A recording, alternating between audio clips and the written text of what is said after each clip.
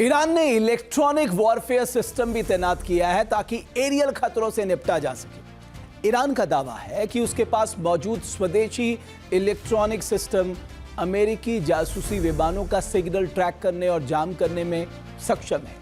इसके अलावा दावा तो यह भी किया जा रहा है कि वो अमेरिका के 5th generation fighter jet F-35 के रडार सिस्टम को भी जाम कर सकता है, यानी उसे कबाड़ बनाने में उसको समय नहीं लगेगा।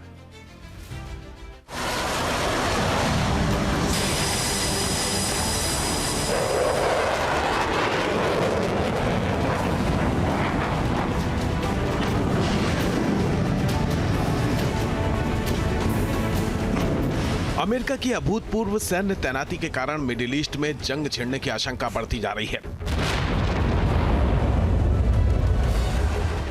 कूटनीति से समाधान निकालने की कोशिश फेल होती दिख रही है। ऐसे में ईरान पर अमेरिकी हमले का खतरा मंडरा रहा है।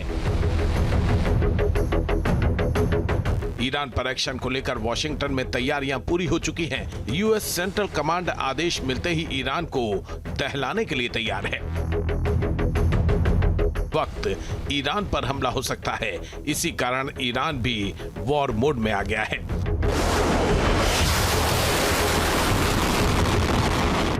ईरान ने अटैक के साथ डिफेंस पर भी फोकस किया है। उसने तेहरान और बंदर अब्बास के पास अपने स्वदेशी cobra V8 electronic warfare system की तैनाती की है। यह कदम अमेरिका के aircraft carrier USS Gerald R Ford और USS अब्राहम लिंकन के खतरे को देखते हुए उठाया गया है।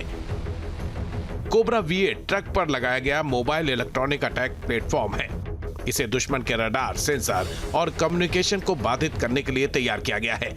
ईरान का कहना है कि यह सिस्टम विदेशी जासूसी विमानों की गतिविधियों को प्रभावित करने में भी सक्षम है। यह सिस्टम 250 किलोमीटर तक की दूरी में रडार और अन्य इलेक्ट्रॉनिक सिग्नल को इंटरसेप्ट और जाम करने की क्षमता रखता है।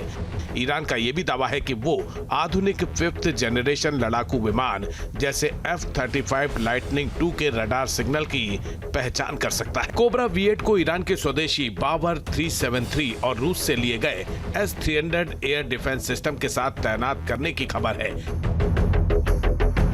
इससे संकेत मिलता है कि ईरान इलेक्ट्रॉनिक वॉरफेयर और मिसाइल डिफेंस को जोड़कर मजबूत सुरक्षा तैयार कर रहा है। दरअसल 12 दिन की जंग के बाद ईरान ने अपने डिफेंस पर फोकस किया है। इस जंग से सबक लेते हुए ईरान ने ज्यादा क्रासुका 4 और मरमांस्क BN इंपोर्ट किए और अपनी सेना के बेड़े में रूसी कालिंका को भी शामिल किया, जबकि स्वदेशी कोबरा V8 में ऑटोमेटिक थ्रेट डिटेक्शन को AI से लैस किया है। बंदर अब्बास के पास इलेक्ट्रॉनिक वॉरफेयर की तैनाती रणनीतिक रूप से अहम मानी जा रही है। दरअसल ये इलाका हॉर्मुज स्ट्रेट के पास है, जहां से दुनिया के करीब 20% तेल की आपूर्ति गुजरती है। ऐसे में इलेक्ट्रॉनिक व्यवधान के जरिए समुद्री निगरानी और खुफिया अभियानों को प्रभावित किया जा सकता है। कहा जा रहा है कि ईरान सैन्य टकराव के बजाय इलेक्ट्रॉनिक और गैर काइनेटिक तरीके से दबाव बनाना चाहता है। इससे विरोधी देशों के लिए हवाई और समुद्री योजना बनाना अधिक मुश्किल हो सकता है। हालांकि तमाम तैयारियों के बावजूद ईरान को पता है कि अमेरिकी खतरे से निपटना आसान नहीं है। इसी कारण खामनेई ने हर माहौल का सामना करने की रणनीति फाइनल कर दी है। जनवरी से लेकर अभी तक ईरान ने बहुत कुछ देखा है। पहले विद्रोह और उसके बाद अमेरिका के द्वारा ईरान का घेराव, और अब ये घेराव इस कदर बढ़ता हुआ नजर आ रहा है कि खamenei को भी ये डर सताने लगा है कि इस बार ईरान के खिलाफ इजराइल और अमेरिका ऐसे ऑपरेशन को अंजाम दे सकते हैं जिसका मकसद केवल खamenei का तख्ता पलट नहीं, बल्कि उसका खात्मा यानी जीवन लीला की समाप्ति तक हो सकता है।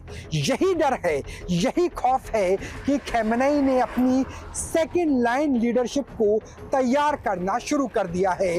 यानी अगर उसे एलिमिनेट कर दिया गया तो IRGC से लेकर के तेहरान की सत्ता किसके हाथों में रहेगी, इसका ब्लूप्रिंट भी तैयार कर लिया गया है। खामनेई ने अपने प्लान को अमली जामा पहनाते हुए सबसे पुराने वफादार अली लारिजानी को क्राइसिस मैनेजमेंट की जिम्मेदारी सौंपी है। दावा किया जा रहा है कि जंग के दौरान अगर खामनेई को कुछ हो गया तो उनके बाद ईरान से जुड़े सभी अहम फैसले अली लारिजानी ही लेंगे। दावा तो यहां तक किया जा रहा है कि खामनेई ने मिलिट्री से जुड़ी सभी पावर लारिजानी को अभी से सौंप दी है। लारिजानी को संभावित पावर ट्रांसफर करने के पीछे कई वजह हैं। सबसे अहम प्राइम वजह तो यह है कि लारिजानी के ऊपर खामनेई को पूरा भरोसा है। दूसरी वजह यह है कि ईरान की सेना से लेकर के पावर सेंटर यानी IRGC से लेकर के और शिया धर्म गुरुओं के बीच में लारिजानी की अच्छी पैठ है, यानी सत्ता से लेकर के सेना के बीच की धुरी लारिजानी बन सकते हैं। और अमेरिका के किसी ऑपरेशन में खामनेई को एलिमिनेट कर दिया गया यानी मार दिया गया या फिर किडनैप कर लिया गया, दोनों ही स्थिति में खामनेई के बाद ईरान की इस्लामिक रेवोल्यूशन को बचाने की अहम जिम्मेवारी लारिजानी पर ही रहने वाली है। सुप्रीम लीडर को टारगेट करना अमेरिका का मिशन है और इसे अंजाम देने की हर संभव कोशिश की जा रही है।